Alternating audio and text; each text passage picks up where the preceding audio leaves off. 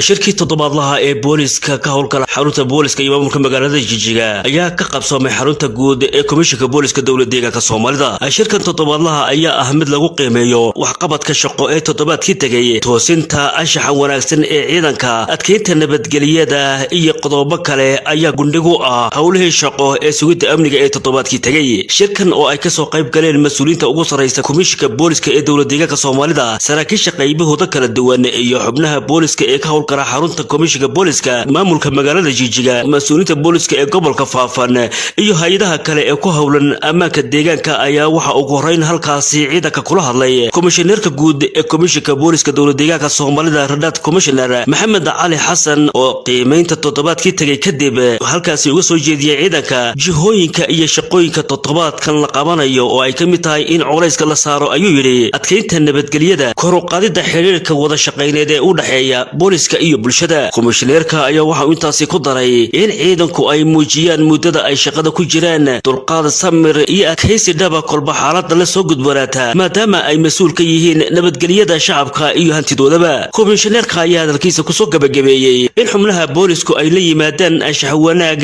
iyo alla ka cabsi dhab ah si shaqooyinka ay qabanayaan ay u noqdaan cadaalad, daacadnimo, hufnaan isla markaana ay ku dheehan tahay muwaadinimo. shirka toddobaadlaha ayaa ah mid iskugu jira toosin, dhiirigelin iyo la socodka caqabadaha ka hor iman kara shaqooyinka toddobaadlaha si xal waara loogu helo shaqooyinka ammaankana loo dardargeliyo.